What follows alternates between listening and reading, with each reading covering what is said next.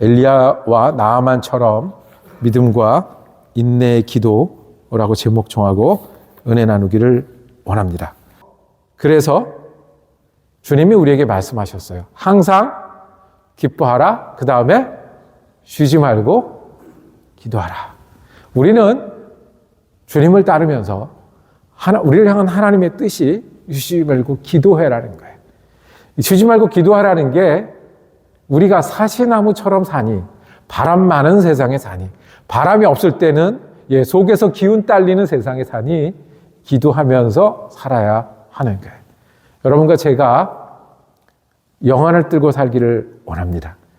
우리 곁에 계신 예수님을 보고 살기를 원합니다. 예수님과 동행하며 살기를 원합니다. 그래서 어떤 사람이요? 기도가 필요한 사람이 되고, 기도가 소중해서 시간을 내는 사람이 되고, 그리고 성령님과 함께 기도하는, 쉬지 말고 기도하는 사람들이 되기를 원합니다.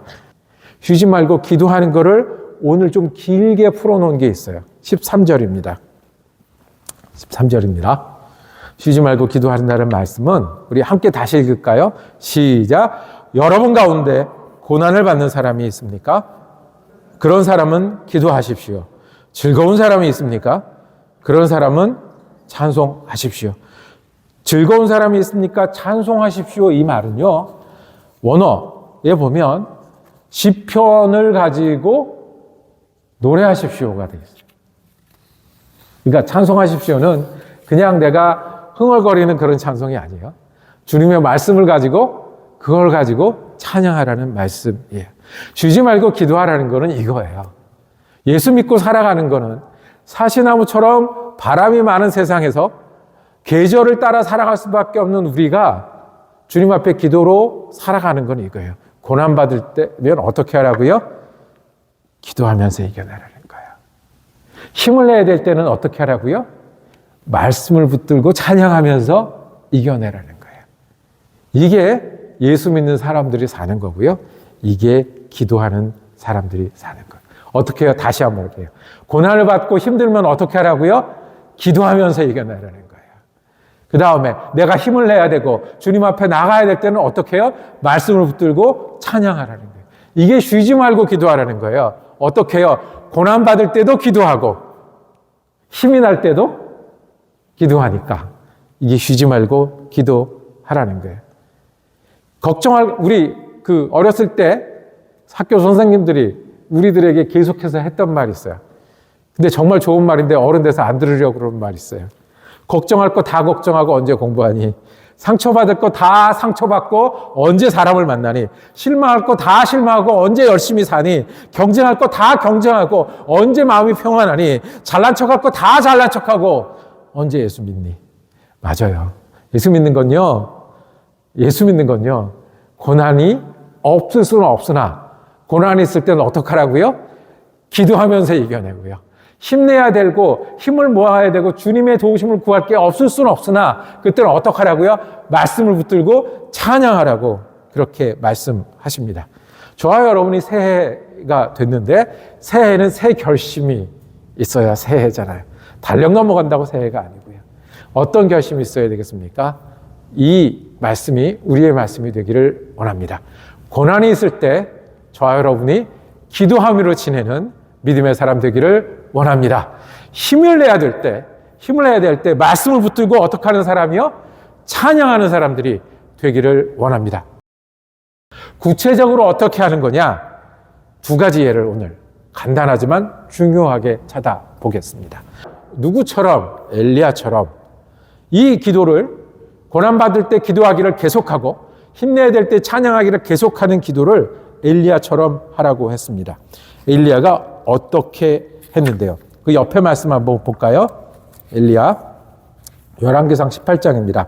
첫 절은 빼고 42절에서 45절까지 여러분과 제가 한 절씩 교독하여서 받들어 읽겠습니다. 아합이 올라가서 음식을 먹었다. 엘리야는 갈멜산 꼭대기로 올라가서 땅을 바라보며 몸을 굽히고 그의 얼굴을 무릎 사이에 넣었다.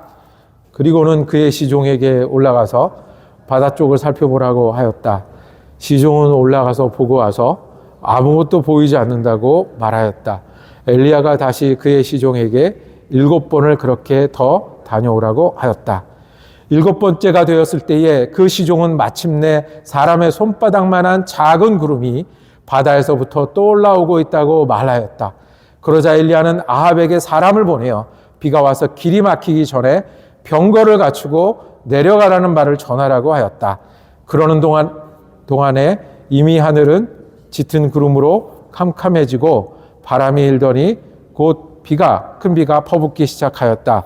아합은 곧 병거를 타고 이스라엘로 내려왔다. 아멘. 엘리야가 어떤 모양으로 기도했다고 표현했어요? 42절에 보면 산 꼭대기로 올라갔어요. 이거는 어떤 기도를 하겠다는 거예요? 특별한 기도를 하겠다는 거예요. 그죠?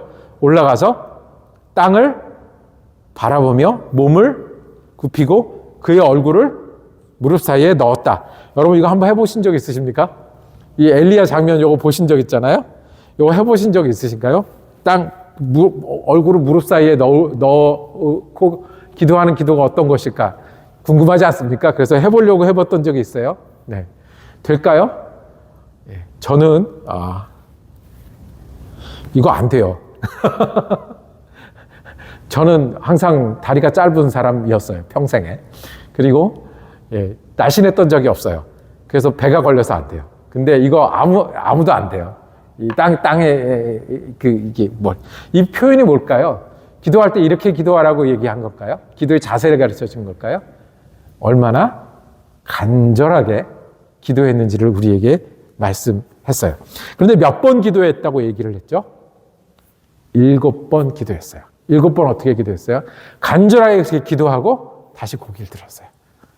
그리고 아직 아니에요. 그럼 또 어떻게 했어요? 다시 간절하게 기도하고 언제까지요? 손바닥만한 구름이 보일 때까지. 고난받을 때 기도하고 기뻐할 때 찬양하라는 얘기는 이거를 계속하라는 얘기예요. 엘리야도 7번 기도했어요. 우리는 몇 번쯤 기도하면 될까요? 엘리야가 언제까지 기도했는 줄 아세요? 소망이 보일 때까지 기도했어요. 그리고 손바닥만한, 비가 온 게 아니고요. 손바닥만한 소망이 보일 때, 그게 엘리야의 소망이 되고 능력이 되었어요. 주님이 우리에게 기도하라고 말씀하실 때, 기도하라고 힘내라고 말씀하실 때, 참고 견디라고 말씀하실 때는 몇 번을 기도하라고 하셨을까요? 기도하고 멈추라는 말이 아니에요. 어디 가서 책 몇 권 보고 나는 한 번 기도했으니 능력에 전지전능하신 주님이 알아서 들어주실 거야. 여기서 멈추라는 말이 아니에요. 몇 번 기도하고 여기까지 기도했으면 됐고 이제는 되면 되는 거라고 멈추라는 말씀이 아니에요. 엘리야도 7번 기도했다고 했고요. 언제까지요? 손바닥만한 소망이 보일 때까지. 주님 우리에게 기도하는데 어떻게 기도하냐면요. 주님이 소망을 찾는 기도를 하는 거예요. 이 땅에 소망이 없고 내가 아프고 힘들어도요. 예수님이 내 소망이 되실 때까지. 그러면 그 소망을 붙드는 데까지. 내가 아프고 눈물 흘릴 때 기도해서 내가 10번 기도해서 이루어졌다. 정신승리하라는 말이 아니고요. 기도한답네 그러고 내가 말 함부로 하라고 그런 기도 말고요. 주님이 소망을 주실 때까지. 그리고 그 소망을 키워주실 때까지 우리가 기도하는 거예요. 여러분과 제가 참고 견디고 하는 기도 속에 소망을 찾는 기도가 올 한 해의 기도가 되기를 원합니다. 그게 엘리야의 기도고 그게 주님이 원하신 기도입니다. 한 가지 더 예를 들겠습니다. 나만 장군이 또 7번 기도한 장면이 있어요. 나만 장군은 기도할 줄은 모르는 사람이었어요. 그래서 나만 장군의 기도는 뭐였어요? 들어가서 몸을 씻는 거예요. 엘리사 선지자예요. 방금은 엘리야였고 엘리사 선지자가 나만 장군의 방문을 받았어요. 아람 장군이었어요. 자기 피부병, 나병이 있어서 고치지 못하니까 여기까지 와서 문 밖에 서 있다는 이야기를 들었어요. 그냥 나가지 않아요. 조수를 보내요. 조수를 보내서 어떻게 해요? 조수를 보내서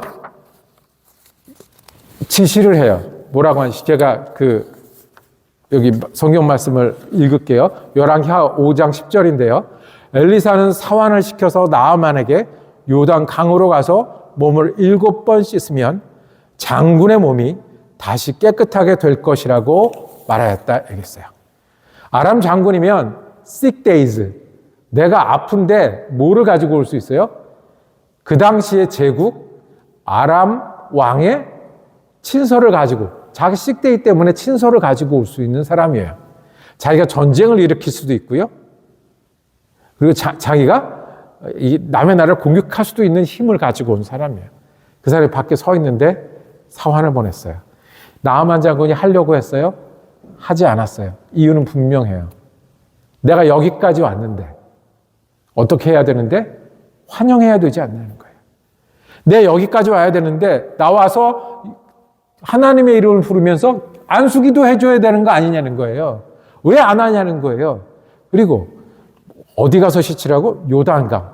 요단강 물이 쫄쫄쫄 흐르는 흙탕물이, 내가 살던 그곳에는 훨씬 크고 좋은 강이 많이 있는데 여기서 그걸 하겠냐는 거예요. 안 하겠다고 돌아섭니다.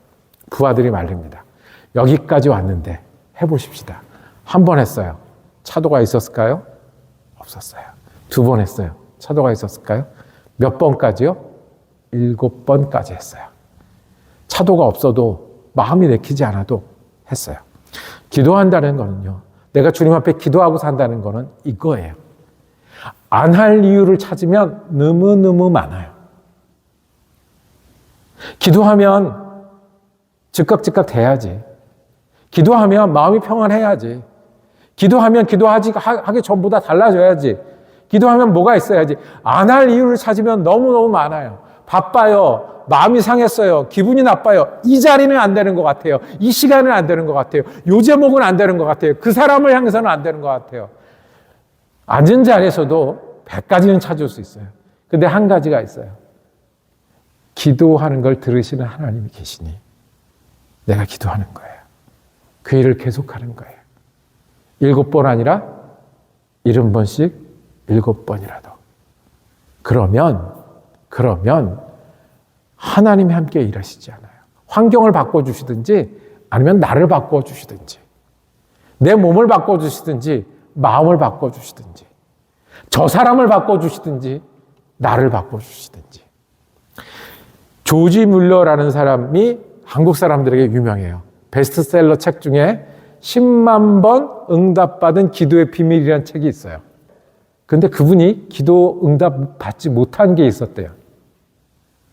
뭐냐면 자기가 정말 사랑하고 친한 친구가 있는데 이 사람을 예수 믿게 하는 게 기도였어요. 지금 안 되면 나중, 올해 안 되면 내년 계속해서 하다가 죽을 때까지 이루지 못했어요. 그런데 죽고 나서 그 친구가 고백해요. 나는 조지 뮬러가 살아서 나를 위해서 기도한 덕분에 그가 죽어서 예수를 믿게 되었다고요. 이건 남의 얘기 아니잖아요. 내가 기도하지 않을, 기도하기 힘든, 기도가 됐다 안 됐다 판단할 그 많은 이유가 있지만 우리의 기도를 들으시는 주님이 계시니 우리를 기도하기를 계속하는 거예요. 오늘 말씀 정리할게요. 기도가 소중한 사람이 믿음의 사람입니다. 기도해야 사는 사람이 믿음의 사람입니다. 성령님 붙들고 기도 인도받는 것이 믿음의 사람입니다. 그러면 어떻게 기도하겠습니까? 쉬지 말고 기도하는 길이 있는데 고난받으면 기도해서 지나고 이겨나고, 힘을 내야 되면 말씀 붙들고 찬송하는 그 믿음이 우리의 믿음이 되기를 원합니다. 구체적으로 어떻게 하는 거냐 하면 엘리야처럼 기도하는 겁니다. 구체적으로 어떻게 하는 거냐 하면 나아만처럼 기도하는 겁니다.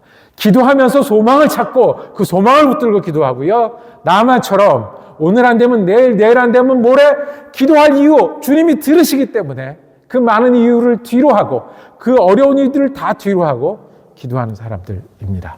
저와 여러분이